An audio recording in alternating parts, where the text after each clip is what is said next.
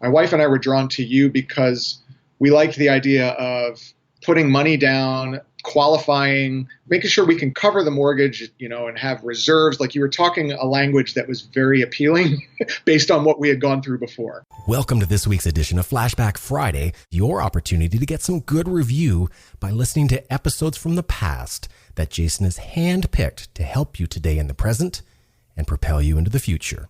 Enjoy. Welcome to Creating Wealth with Jason Hartman. During this program, Jason is going to tell you some really exciting things that you probably haven't thought of before and a new slant on investing. Fresh new approaches to America's best investment that will enable you to create more wealth and happiness than you ever thought possible. Jason is a genuine self-made multimillionaire who not only talks the talk, but walks the walk. He's been a successful investor for 20 years and currently owns properties in 11 states and 17 cities. This program will help you follow in Jason's footsteps on the road to financial freedom. You really can do it. And now, here's your host, Jason Hartman, with the complete solution for real estate investors.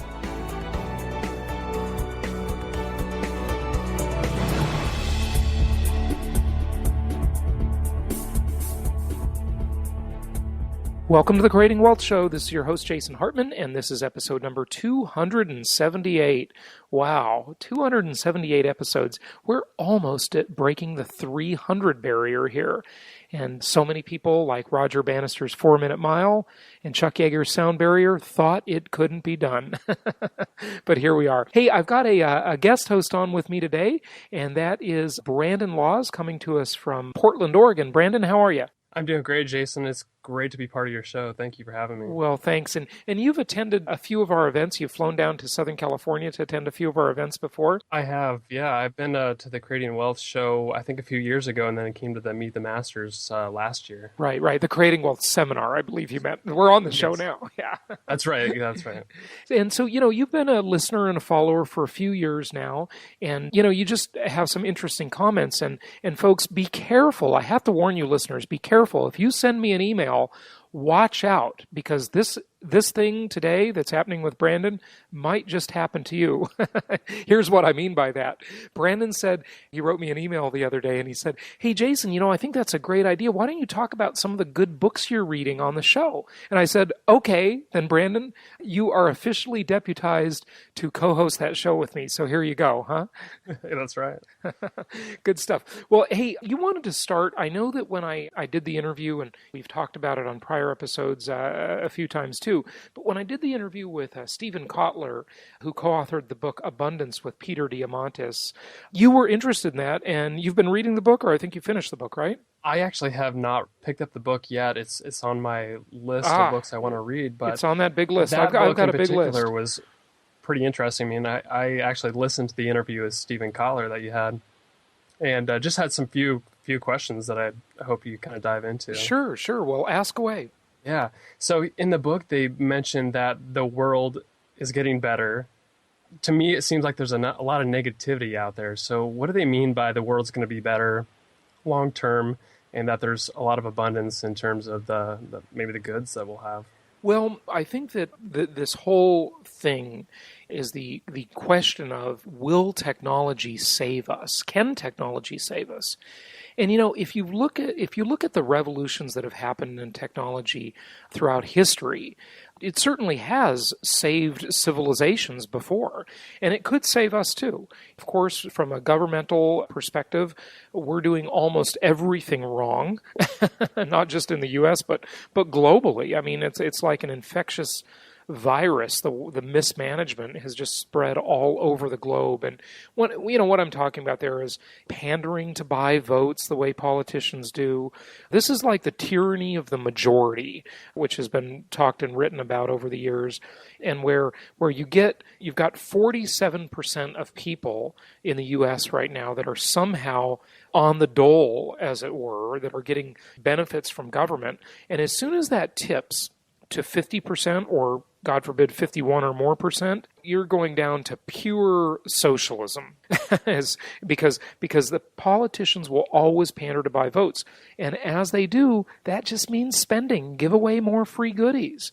But all of that would cause inflation, dollar collapse, and we're going to talk about that in a minute when we talk about Peter Schiff here and Dan Ammerman. But maybe, just maybe, and it is possible, I think, some technologies will come along that make everything so cheap and so accessible and advance civilization so much that it would play against some of these very negative factors that are going on out there. One that you mentioned to me before and you talk about is education. And I know you have a question about that. Maybe that's a good one because I haven't really talked about it much on the prior episodes. But, what are your thoughts on that from the Abundance book? So my thoughts with that is, how can technology actually produce top-tier education that everybody can access? So not just in private and public schools, but how will technology drive top-tier education for everybody? Yeah, well, technology is a distribution platform. When you look at the internet, it's the most incredible distribution platform ever invented. Before that, it was shipping and railroads and trucks and so forth, and television and radio and book publishing, all of that kind of stuff. But if you look at the internet, it is the first way really to distribute things for free. I mean, any idea can be posted online. Brandon, when I really realized this, it just amazed me. I mean, it was about midnight, I think 12 years ago. And I remember the first book that I published was called Become the Brand of Choice. And it's a book about marketing and relationship marketing that many people, had asked me about over the years in my traditional real estate career. And I went on Amazon.com. And it took about 7 minutes, as I recall, to post that book online. And I thought, what an amazing thing. Here I have just posted my book and exposed it to, I think at that time, Amazon had like 30 million customers. Okay, they have much more than that now. But back then, it was amazing to me. It was about midnight, and I thought, I just exposed this to the whole planet. Anyone can get the ideas I have in that book for just a few bucks, and they can do it almost instantly. It's an amazing, amazing thing. And in the book Abundance, the authors talk about the Khan Academy. And the Khan Academy is just a phenomenal thing that anybody listening may want to take advantage of right now. It was a person who wanted to teach, I believe, his nephew some school lessons and decided to make a video. And in doing that, and that's, by the way, that's KHAN Academy.org, okay, for the listeners who are interested in checking it out. And basically posted a video, and, it was so well received that he started making all sorts of videos. And there have been so far, if you look at their website, 189,425,528 lessons have been delivered. And these are short videos that are maybe 7 minutes, 10 minutes long. And anybody in the world can go and they can learn about computer science. They can learn about Obamacare. They can learn about geometry. They can learn differential equations. They can learn linear algebra. They can learn trigonometry. They can learn, it's just amazing. They can learn finance, valuation and investing, venture capital. They can learn about the credit crisis. They can learn about history, American civics, art history. They can, study for their SAT, their GMAT. It is, Brandon, it's amazing. The internet is amazing. It's allowed everybody a platform to get on there. Think about what you're doing right now. You're able to produce educational content via podcast and deliver it to the entire world. It is pretty amazing. And we have listeners all over the world. And something like the Khan Academy, it really begs the question, Brandon, is college obsolete? Is college worth it? Maybe it's just not worth it anymore. As long as someone is a self-starter and a curious person and interested in learning, you can learn a lot of this stuff just online, and it's free. It's amazing. I'll tell you something we're doing in a couple of my companies. We're creating online courses right now, and you may know about this already, what we're doing. I'm not sure if you do. But we're taking my Creating Wealth Home Study course, for example. Right now, this is in production. And that has always been the live course that you've attended. You flew down to Southern California to attend that. And then it was a home study course where it's either on CD or audio download from the internet, along with PDF files or printed workbooks and a transcript book. And now what we're doing is we're taking the next step in the evolution of that course. And we're creating an online course using an LMS system, otherwise known as a learning management system. And these are the same things that a lot of colleges and universities are using nowadays to teach people. And the difference is this. It's far more interactive. People will watch video, listen to audio, they'll watch PowerPoint presentations on their computer screen. But the difference is every so often, maybe every 20 minutes or half hour in the course, they're going to have a little quiz. And the computer grades the quiz, and they have to pass the quiz before moving on to the next section. So it's interactive. It's like having a virtual professor. And some of the courses that we offer, we're actually taking this into the financial services industry, the one I criticize so much. And we're going to offer a continuing education course for certified financial planners that are interested in telling their clients about income property and real estate investments. And the great thing is, this stuff is inexpensive. It's totally accessible to anyone, anywhere on the planet with an internet connection. And instead of that old version home study course type thing, it's really engaged, interactive, spaced repetition, all kinds of cool features. And even in the case of the financial planners, offers them a certification that they can use to renew their various licenses and comply with regulatory requirements that they've taken an online course. So really just incredible opportunities in education. Your thoughts? I think that's amazing. Anytime you can make it interactive for people, instead of taking a physical course where you can get online, make it interactive, I think that's great for people. I think more people will be able to access the information you have, Jason. Yeah, and that's what it's all about. Everybody can access this stuff all around the planet. So a real revolution is going on in education. Another thing they talk about in the book Abundance is they talk about the rising billion. Okay, so we've got about 7 billion people on Earth. There are economic divides, political divides, but there's also the digital divide. And the digital divide is closing. For example, one of the best things the UN could probably do is create a global Wi-Fi network, if you ask me. We've all probably heard about this $100 laptop program, and computers are getting out around the world so that people can access things. But internet connections around the world are expanding so dramatically. And think of what happens when the next billion people come online. All of the ideas they have, the money they will soon have to spend, even if they're impoverished people largely, just small amounts of money in microfinance, access to things like Kiva, by the way. I don't think I've ever talked about Kiva on the program, but I'm a Kiva lender, Kiva. Look that up. Kiva is a phenomenal thing, microfinance, micro-lending, where you can go on and loan someone $25 or $75 and they can expand their business in a foreign country. And, so that's a phenomenal thing. Really, this rising billion is going to change a lot. It's a whole new huge market. Granted, they're not making $100,000 a year, but there are so many of them by their sheer numbers, of people, that will be a huge stimulation to the global economy. There are some really phenomenal things coming up. Now, all this said, the one thing that I don't think changes much in terms of my investment strategy is simple, basic materials like housing.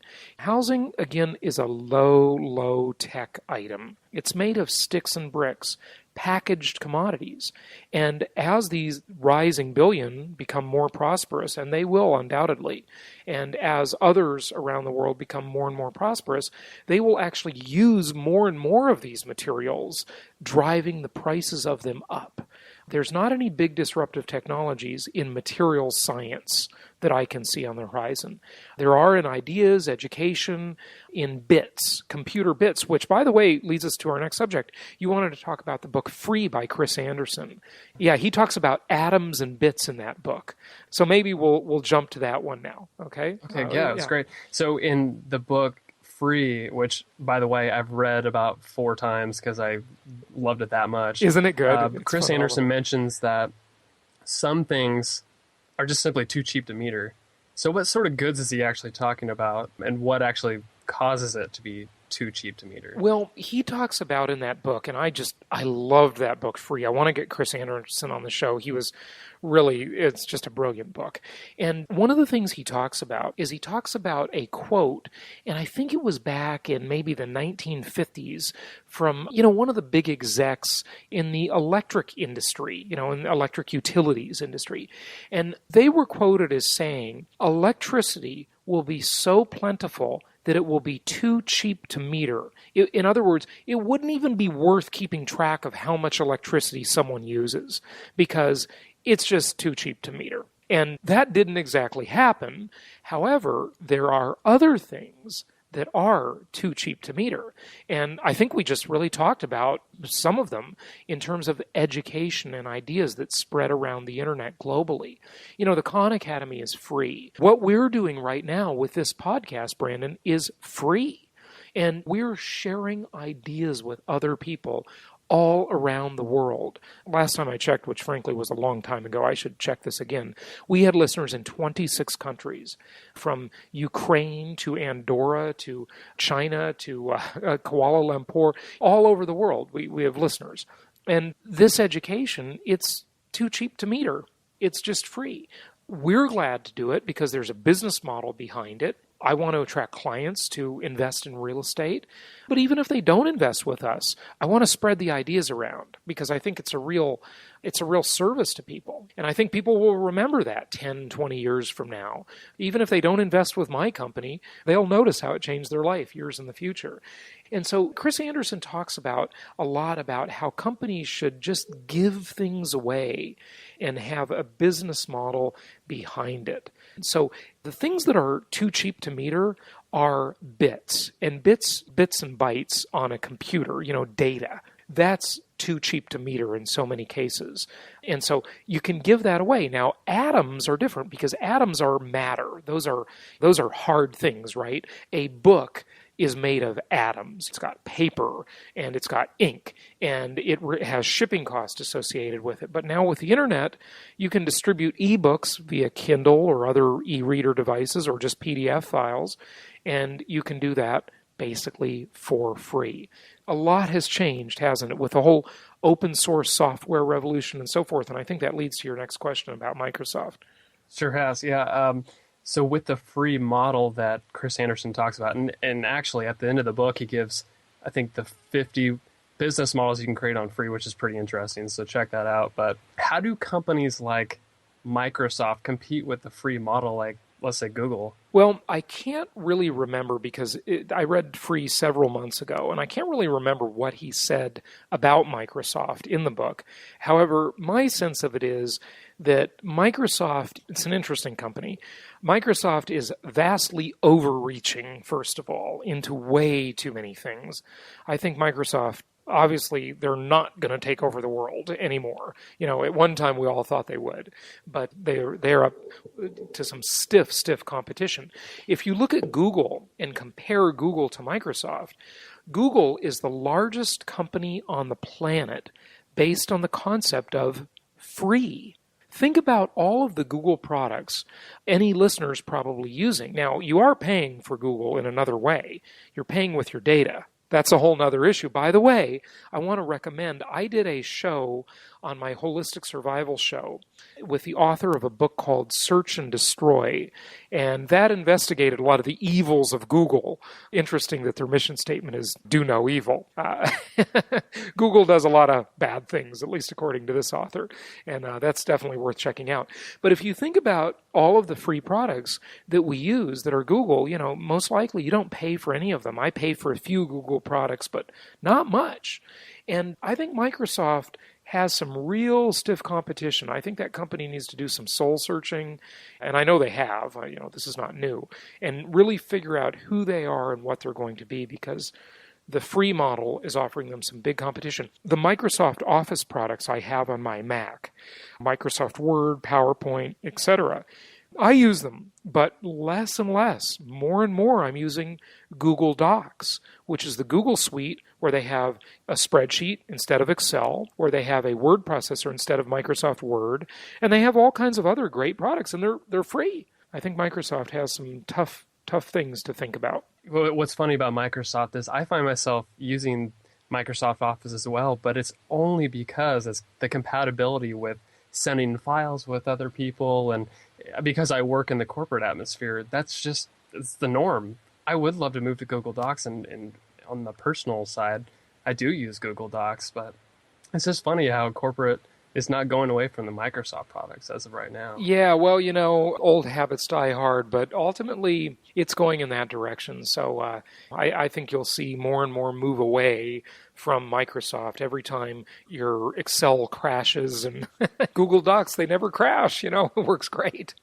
So a lot less frustrating. But, you ask another interesting question about who wins with this model. Elaborate on that if you would. Yeah, so with the free model, I wonder how many you're able to get the profits out as a business. So who actually wins in this scenario? Do the businesses win in the free model, or do consumers win? It seems like with the consumers, you have access to cheap data, cheap information, but businesses, where are the profits at? Because businesses, if they set it up right and read the book free, they have a back-end service or deeper product that they're selling, and that's where they monetize free.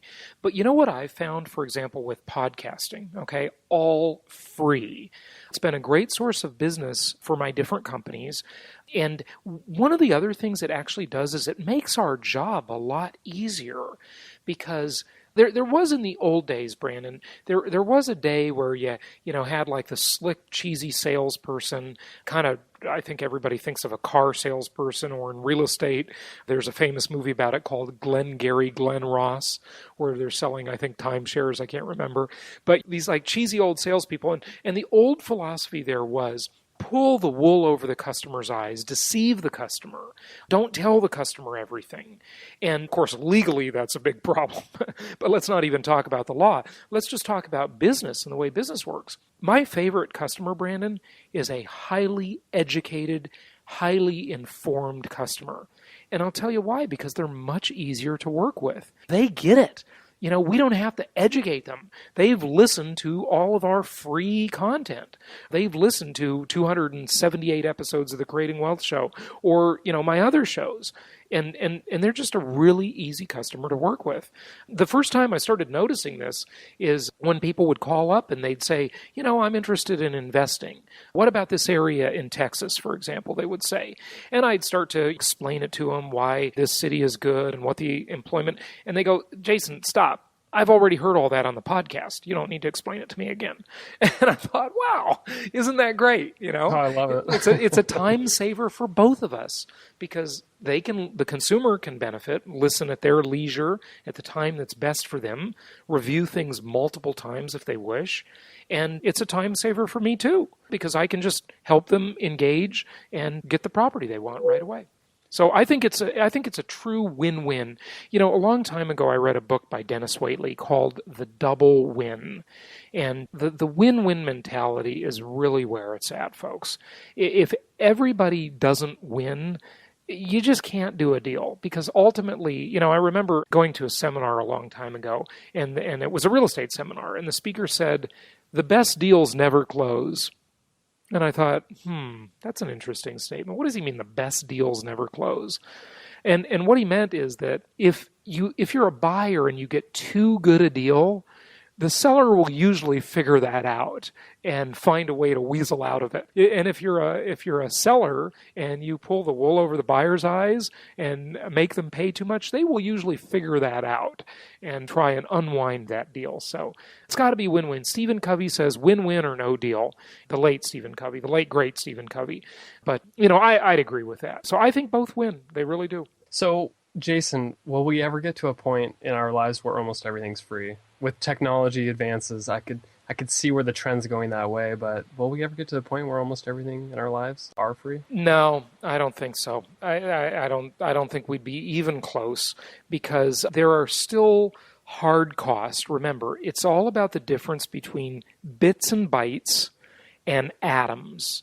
And atoms are physical products. And physical products have to be made with somebody's hands and with machines that somebody builds and maintains.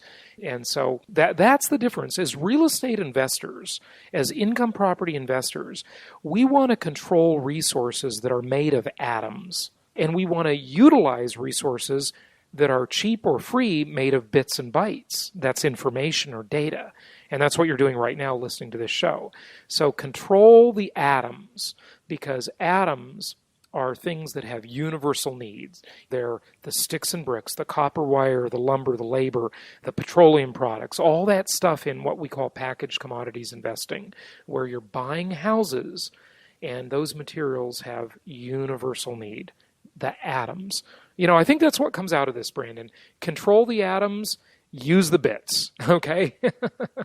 I would agree with that. Yeah. So good stuff. We'll be back in just a minute.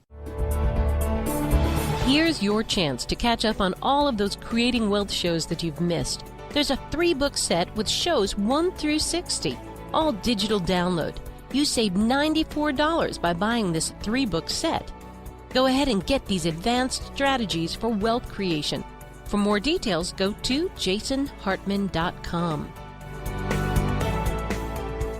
Why don't we talk about this recent video from Peter Schiff? You want to talk about that? Yeah, let's do it. So basically, Peter Schiff's talking about QE3 and what it means. I think he's definitely selling gold on the back end, but I think we're going to play the video and we'll talk a little bit about Let's do that. Now, this is a pretty long video. We're going to stop it a few times, but I tell you, I just couldn't have said it better myself. So I want you to hear what Peter says. And as all of you regular listeners know, I'm sort of a critic and a fan of Peter Schiff at the same time. I think Peter Schiff he has a great premise. He's the master of the soundbite.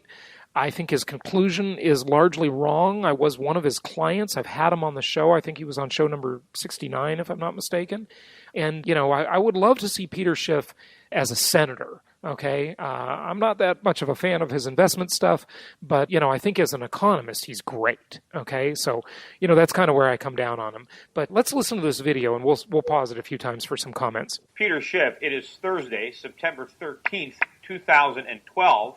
And as far as I'm concerned, for the Federal Reserve, this is a date that will indeed live in infamy, because this is the day that the Federal Reserve went all in on QE.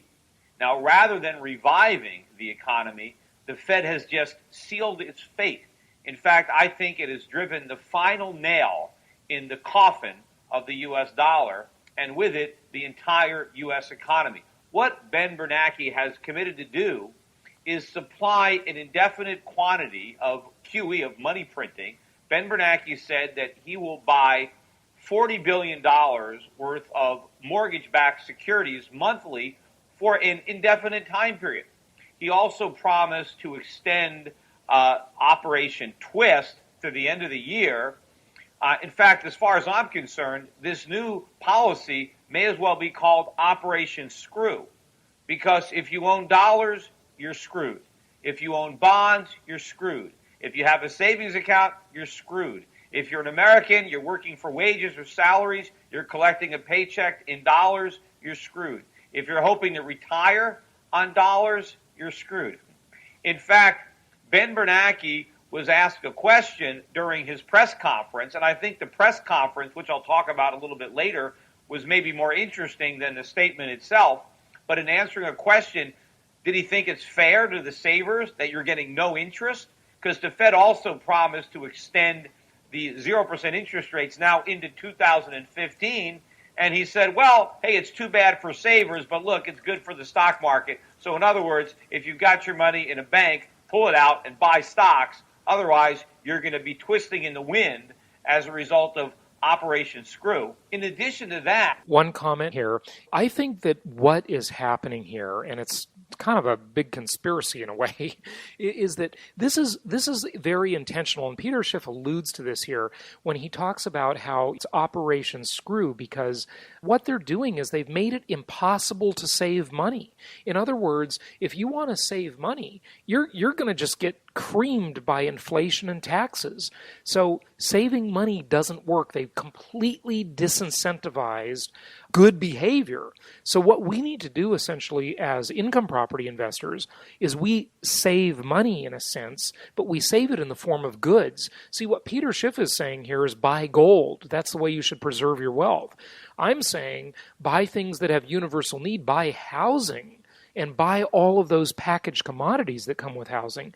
That is really the point, because they've totally disincentivized savings. You can't earn anything on it, and this is particularly bad for elderly people who have saved money all their lives and are just getting destroyed. The Fed is trying to encourage, and so is the government, speculative bad behavior.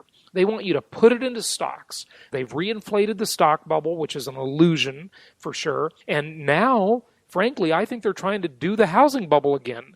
We can really profit from that on the way up, whether there is or isn't a housing bubble. If they force housing to appreciate, that'll create more employment and solve a lot of the problems there. And heck, let's ride that bubble up with these bad policymakers. Brandon, any comment, or can I go on? Yeah, actually, what they're trying to do is increase asset prices, but isn't that simply an illusion for people?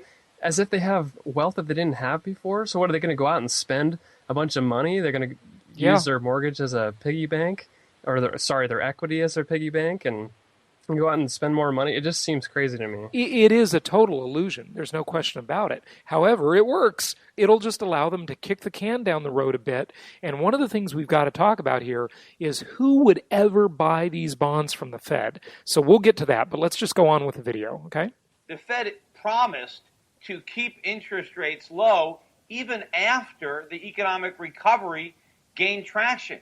In other words, it's tantamount to the Fed admitting that he realizes that the only reason the economy is going to accelerate or recover is because of the cheap money, and that the Fed knows that it can't take the cheap money away because it will simultaneously take the recovery away. So it is an open-ended commitment to keep interest rates at zero. However, it's not going to be able to keep that commitment.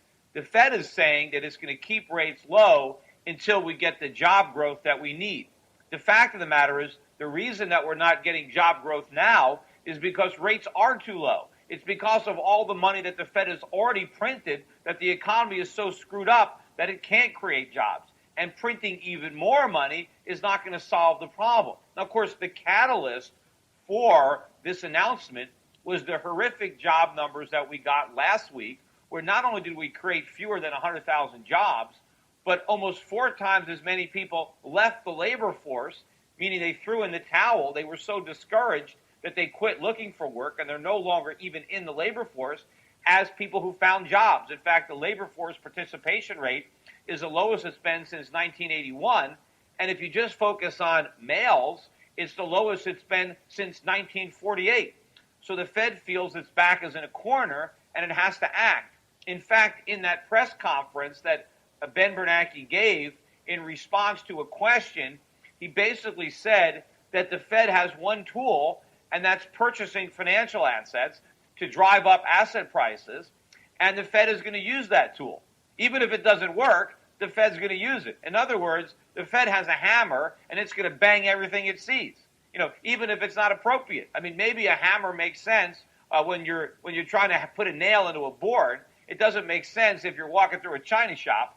But in other words, he's got this hammer, and he's going to swing it at everything in sight, and he thinks it's going to create jobs. The only thing it's going to create is inflation. And, of course, the Fed denied that he was going to create inflation. Of course, even as the price of gold was surging over $30 an ounce, in reaction to what the Fed said, silver up about $1.40, oil. Well, so in the that's video, Peter's talking about how the Fed has this one tool to buy bonds, but does the Fed actually have any other tools they could actually use to try to stimulate the economy, Jason? Yeah, they have other tools, but what they're basically doing, I mean, this is the big tool, Okay, the big tool is create fake money out of thin air.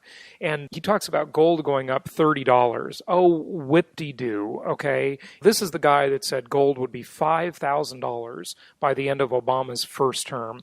I got to find a video clip of that somewhere. I really should search for it. I remember seeing it with my own eyes. I think he was on CNBC, and it's always this speculative, oh, gold is on a run, it's going to be on a tear, this reason, that reason. They've got all their reasons, and they're not wrong about the reasons. I mean, I've said that so many times, but the thing they never tell you is that there is so much more in control of the gold market than logic. There are so many forces like central banks that are so much bigger than individual investors wanting to gobble up gold. It's just a worldwide cartel. Just look at the GATA website, the Gold Antitrust Action Committee, who says the price of gold is manipulated. Well, of course it's manipulated like crazy, and that means don't invest in it. I think it's a lame investment. It's a way to save money. That's all it is, okay? It's better than dollars, but it's not a real solution. It's not offensive. It's only defensive. Let's see. Hey, Peter, you better hurry if we're going to see gold at $5,000 an ounce. You only got a few months here of Obama left. And the question is, even if that happens, even if gold, say over the next 3 months, gold goes to $5,000 an ounce, the question is, Brandon, did the gold go up or did the dollar go down? You talk to any gold bug, I guarantee you they will say the dollar went down. So you've only treaded water. You didn't gain anything. You preserved your wealth in a commodity. Great. I think that's okay. But why not preserve it in commodities that have true universal need like housing, where you can get the bank to pay for 80 to 90% of the asset for you and loan the money to you until 2042 at artificially low interest rates, and then that loan is repaid by the tenant. And then you get a bunch of tax write-off to boot. I mean, gold is a mediocre solution at best. Your thoughts? I absolutely agree with you, but I wonder, are they speaking to the people who just are sitting on a bunch of cash in their bank account? Because buying gold probably is better than just sitting on a bunch of cash. I agree. Yes, I definitely agree. I think cash is the most dangerous asset class. In inflationary times, cash is just being devalued constantly.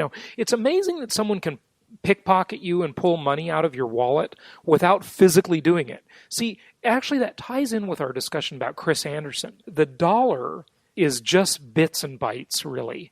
It's not atoms. In other words, it has no intrinsic value. Okay, gold does. Copper wire in your houses, lumber in your houses, all the petroleum products a house is made of, the concrete, all those materials, the glass, the steel, those are atoms. Okay, those can't be manipulated so easily like gold can't as easily as the dollar. And so yeah, with fiat currencies, you can be pickpocketed through bits and bytes without anyone having to physically take that money from you. Amazing, huh? Let's go on, okay, Brandon? Up $1 a barrel. The dollar index hitting new lows for the move. You got a new 52-week high in currencies. I think like the Canadian dollar, the New Zealand dollar, even the euro is now above 129. And I think headed much higher against the dollar. That's how weak the dollar is. It's even weaker than the euro. In fact, Ben Bernanke started off his press conference by saying that the Fed's printing money and buying bonds was not the same thing as the government spending money. Now, what is the difference, according to Ben Bernanke, between spending money and buying bonds? Well, Ben Bernanke said that since the Fed is not buying goods, that it doesn't count as spending. What do you mean? If you spend money on bonds, you're still spending. Just because you're not buying an actual product, you're buying a financial asset, you're still spending money. You're spending money to buy a financial asset. Now, the Fed also went on to say that, well, it's not really spending because whatever financial assets the Fed buys, it's going to turn around and sell back into the market when it unwinds the policy.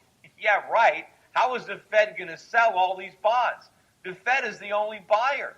Without the Fed, no one in their right mind is going to buy. Who's going to buy when the Fed wants to sell? Who's going to step in front of that freight train? Who's going to want to bid for mortgages when the Fed is trying to unload the mortgages that it owns? Nobody. In other words, the Fed is basically checked into the Roach Motel of monetary policy, right? It can check in, but it can't check out. It can expand its balance sheet, but it can never shrink it. So the Fed is spending money. It is spending it on financial assets. And in fact, the goal of the Fed is to make those assets rise in price. And this, if this is the craziest part about it. And it's almost like it's a fantasy, or I'm in a dream, because it's impossible for me to actually believe that this is actually happening, that I'm actually hearing what I'm hearing or seeing what I'm seeing. But this is the plan that Ben Bernanke has.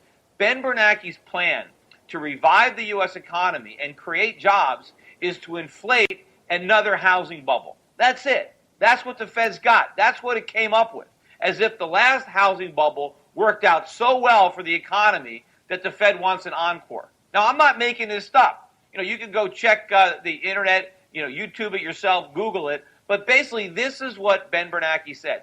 He is buying, the Fed is going to buy $40 billion worth of mortgage-backed securities every month.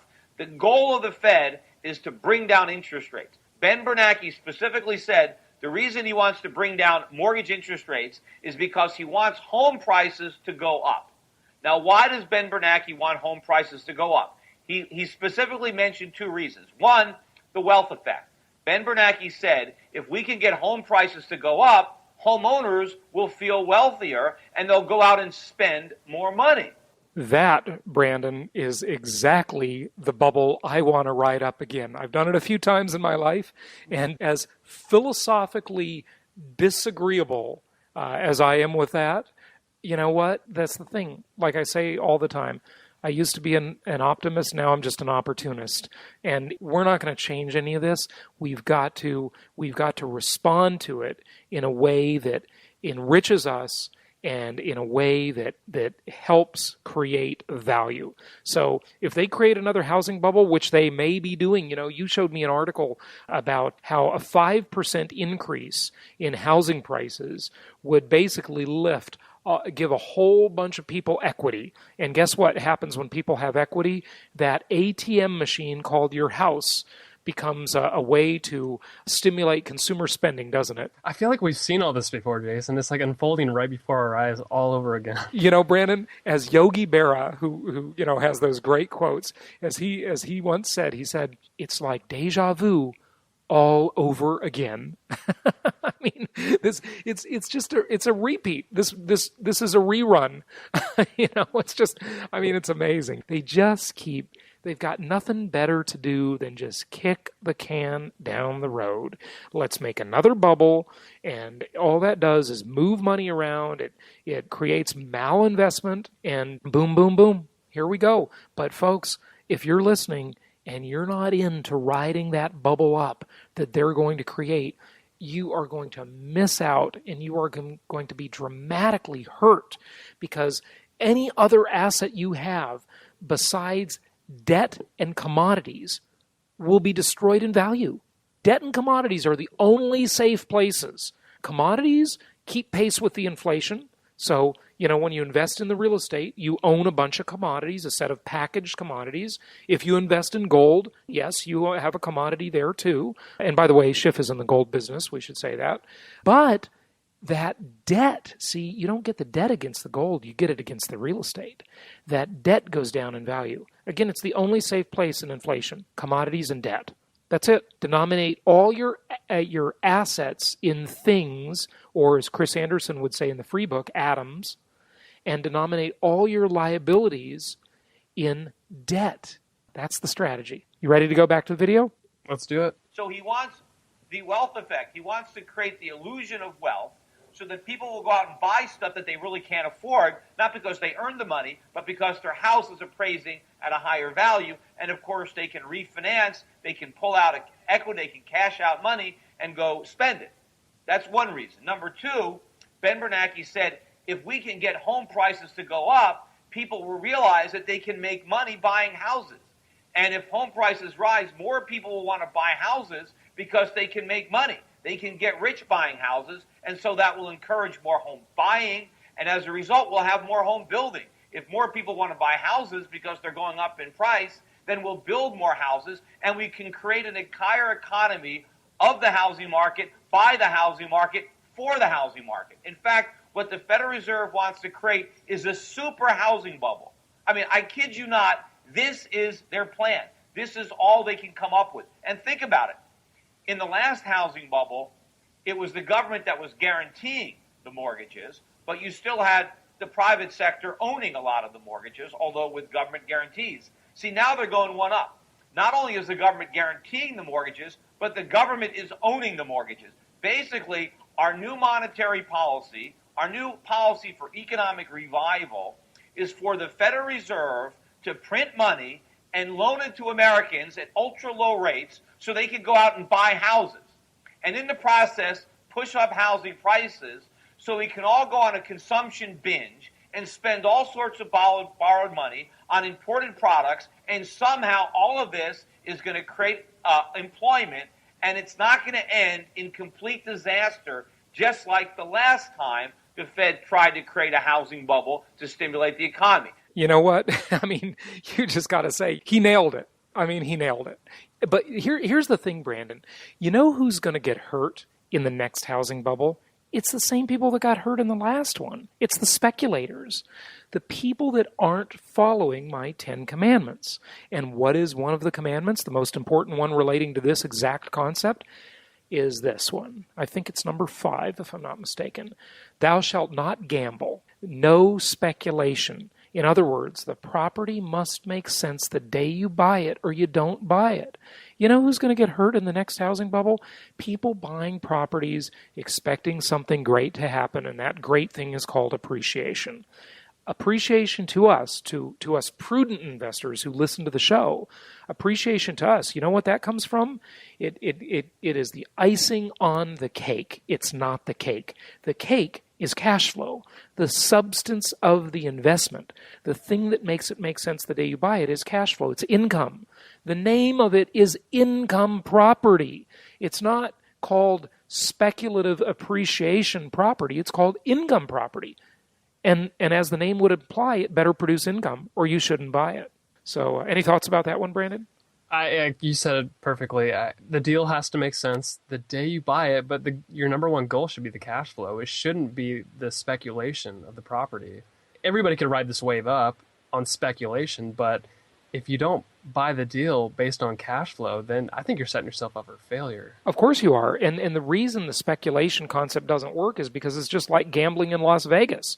You never know when the streak is going to end. Appreciation is very unpredictable.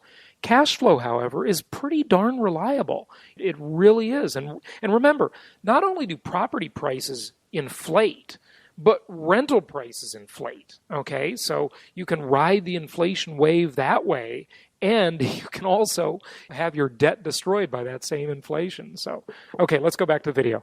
Now talk about insanity, right? Talking about doing the same thing over again and expecting a different result. How can Ben Bernanke, with the memories of the last housing bubble and debacle and financial crisis fresh in his mind, how can he think that the solution to the problem is to try to recreate the very conditions that created the problem? How is another housing bubble going to solve anything? Now, one thing maybe Ben Bernanke hasn't figured out yet. It ain't going to work. No matter how much he tries, no matter how much air he blows into that housing market, he is not going to reflate that bubble. There are simply too many holes in it, and there is no precedent for reflating a busted bubble. More likely, all that cheap money is going to go someplace else. Where is it going to go? Well, if you look at what happened today, 30-year bond prices went down and interest rates went up. In other words, the bond market stuffed it right back in the Fed's face. Because I think the bond traders are waking up, the bond vigilantes maybe are coming out of their coma, and they're realizing that the worst thing for the bond market is for the Fed to print money and buy bonds. Because when they print money, they drive down the value of the currency that the bonds are denominated in. What went up? Gold, up over $30. Silver, as I said, the dollar tanked. So where is all this money going to go? Commodities. It's going to go to gold. It's going to go to silver. It's going to go into oil. It's going to go into agriculture. It is not going to make the economy better. It's going to make the economy worse. It's not going to create jobs, but what it is going to create is a higher cost of living for everybody, whether you have a job or whether you're unemployed. And believe me, if people are spending more money on food and more money on energy, They're not going to have any extra money left over for discretionary spending. None of this is going to work. But the amazing thing is people are looking at Ben Bernanke and analyzing what the guy has to say, taking him seriously. Can't anybody think? Doesn't anybody remember what happened just a few years ago? I mean, how can he not be laughed out of town? I mean, during that press conference, how come people aren't just shocked? How come they're not just saying, say what? Are you kidding me? How can this be your plan? How can reinflating a housing bubble be all that you got? How long did it take you to come up with this idea? How many brains at the Federal Reserve? Apparently, there was only one guy that dissented. It was almost unanimous. Can you imagine everybody at the Fed sitting around this big table? How do we revive the economy? What's the plan? And somebody comes up with, let's create a housing bubble so we can create a bunch of wealth, and people will go out and spend it, and we can get people to speculate on real estate prices because they're going up, and all this is going to create jobs in the housing sector. It'll cause more home building or home remodeling. We'll be able to consume more. Somebody came up with that, and then someone else said, great idea. Didn't they see that movie? Don't they know how it ends? Apparently not. I'm going to tell you how that movie is going to end, right? It's going to end in a currency crisis. It's going to end in a sovereign debt crisis. It's going to end in tears and misery. And the amazing thing is, this has happened over and over again throughout history, yet we continue to repeat the same mistakes. We never learn from the past. And I think the problem is, it's the politicians who are making these decisions. Despite the fact that the Fed claims to be independent, it is not. This is all about politics. It's not about economics. It's not about doing what's good for the economy. The only jobs they're concerned about is the jobs of the politicians who are afraid that if the Fed tells the truth and actually does the right thing for the economy, that they might not get reelected. Because the right thing for the economy is bad politics. And even though you can look back in history and see how many times governments have destroyed economies by destroying the currency, they're going to do it again because it's politically expedient. They don't care about history. They don't care about the country. They care about themselves. And so they're doomed to repeat these mistakes because it's the only thing they can do. The Fed can't admit what the problem is. The Fed can't take the punch bowl away. It doesn't want anybody sobering up. It wants to keep force-feeding us alcohol so we don't realize how screwed up the economy is, and maybe we'll reelect the incumbents one more time. All I can say is, you got to look through all the smoke. You got to buy gold, buy silver, get out of dollars. Get out while you can. Get into real things. Own stocks outside the United States in currencies with dividends and income that are not U.S. dollars. Here's the total fallacy of that. What Peter says is 1/3 true and 2/3 false, if you ask me, okay? Is he says, get into real things, okay? Yes, I completely agree with that. Gold, mediocre version of a real thing, but better than dollars. I'll agree with him there. But then he talks about stocks outside of the U.S. Hey, Peter, here's a question for you.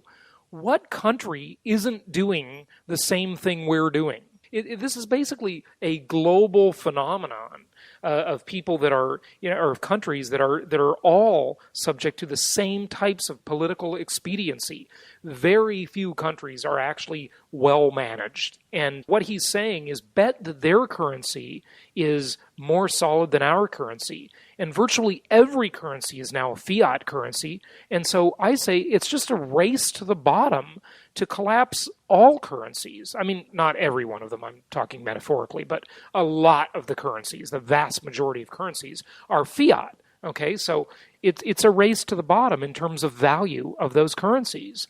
So, and again, having been a client of Peter Schiff and losing a bunch of money with him, giving his guy $200,000, and a month or two later I had like $130,000 with his strategy, it just, it hasn't worked for me. I think Peter's great. I want to see him be president, okay? Peter, I will give money to your campaign. I love your economics. But again, as an investment solution, I just don't think it really works. I think it's a defensive strategy, which is okay. It's better than dollars. He's right about that, no question. Brandon, you have any thoughts about that? I think a lot of his ideas are pretty spot on, and I actually couldn't help but to laugh at the one part where he said, somebody got this idea together and they brought it to a group of people and they said, great idea. Yeah. But to me, it's like, these people actually believe this is going to work again? No, I don't think they believe it. They're too smart to believe that this is actually going to work. All they're doing is what is politically expedient. They're kicking the can down the road, and they're just trying to make sure things are okay under their tenure. And Bernanke will probably be gone in 10 years. I mean, he's the same policy as Alan Greenspan. They call him Helicopter Ben because of his famous quote where he said, "I'll get up in a helicopter and throw money down on the people." In other words, create a bunch of fake money and stimulate the economy that way. So, it's Keynesian stupidity. Peter's right about that. He's absolutely right. The question is, what do you do as an investor? You got to buy hard things, assets, like he says, get into real things, completely agree, that produce cash flow, and you use the bank's money to buy them. And that debt is destroyed by inflation. So that is the real strategy. You ready to go back? The video's almost done. This is the most important thing that you can probably do. You got to save yourself first. If we're going to save our country, that's the title of my book that's out now, The Real Crash, America's Coming Bankruptcy, How to Save Yourself and Your Country. You've got to save yourself if you're going to save your country. We're going to go over a real fiscal cliff. We have a real crisis coming because of the Fed, but we've got to protect ourselves. Hopefully, when we have this sovereign debt and currency crisis, when we have this giant shock, that just maybe, the Fed will finally, and the government will finally have an epiphany, have the moment where that light bulb goes off and they realize that, we can't keep doing this. We can't keep repeating these mistakes. There's something more important than the next election, and that's the future of our economy. But until then, don't bet on any political integrity or anybody in Washington doing the right thing. We're going to be heading full steam over the edge of this cliff, blindfold on. So all you could do is buckle up, prepare for the impact, and protect yourself. In fact, one of the craziest things that Ben Bernanke said, of course he said so many, it's hard to pick which one was the craziest, but he actually said that he believed by printing money and buying bonds, he was actually going to help reduce the deficit. Well, how could he do that? Well, he said that by printing money and buying bonds, we're going to have a stronger economy. And the stronger economy with more jobs is going to help bring down the deficit. Of course, the exact opposite is true. You don't bring down the deficit by monetizing it. You don't bring down the deficit by making it easier for the government to go into debt. You don't stop the government from borrowing by buying up their bonds and making it easy for them. If the Fed were really concerned about bringing down the deficit, it would let interest rates go up. If interest rates went up, the deficit would have to come down because the government can no longer afford to finance it. It's the Federal Reserve. It's the money printing. That's the reason the deficits are running out of control. And the fact that the Fed has just said we're going to have QE indefinitely, we're going to keep interest rates low forever, we're going to print money indefinitely to buy bonds, that just basically gives a green light to the politicians to do nothing about the deficit, to keep on borrowing, to keep on spending, to grow the deficit until it all blows up. Because that's the only thing that's going to stop this. It's going to be an all-out crisis. Hopefully, we get the crisis sooner rather than later. Because unfortunately, the further into the future it hits, the bigger the explosion. That's it for today. Take care, everybody. So there you go. Boy, that's long. But, Brandon, the crisis is the inflationary crisis. That's exactly what Peter's talking about. And we have the best way, I think, to exploit that crisis and to benefit from it and to enrich ourselves and the people we care about from that crisis. So very interesting, huh? Yes. Yeah, it definitely is. Well, hey, I know we wanted to talk about Dan Ammerman, and we wanted to talk about the article about rising home prices lifting another 1.3 million people out from underwater. So that's the bubble Peter was talking about, huh, Brandon? It is, yeah. Peter really hit on a lot of good points. And what's funny is it all comes back to these politicians, they just want to spend. And that's the biggest problem, is the spending. And if they could get their arms around that, then I don't think we'd have a deficit issue. We wouldn't have to be purchasing bonds via the Fed. It comes down to spending. Yeah, but the problem is it's just not popular to reduce spending. I mean, who's going to vote for you if the 47% of the people who get free stuff from the government, right, you want to lose 47% of your voting block? I mean, that's never going to happen. And you bring up a good point. Yeah. That's why Ron Paul is not the Republican candidate. You got that right, because he's not part of the big scam and conspiracy. Ron Paul's maybe the last honest politician, huh? Maybe his son Rand Paul is too. But very interesting. Hey, Brandon, I just want to thank you for coming on and kind of co-hosting with me and helping me talk about these issues and talk them through. So it's been great. And upcoming episodes, folks, we've got some callers that have called in. We've got to get those on the air with some great questions. We've got a whole bunch of great guests coming up like we've had in the past. And of course, our Atlanta tour is sold out. I mentioned that to you. But we've got our Meet the Masters event coming up in January.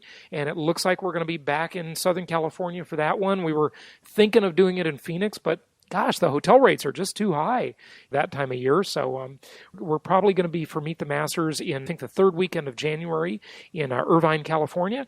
And stay tuned for that and enjoy all the free stuff, because free is a philosophy we believe in, at jasonhartman.com. And Brandon, again, thanks for joining us. Appreciate it. It's been fun, Jason. Thanks.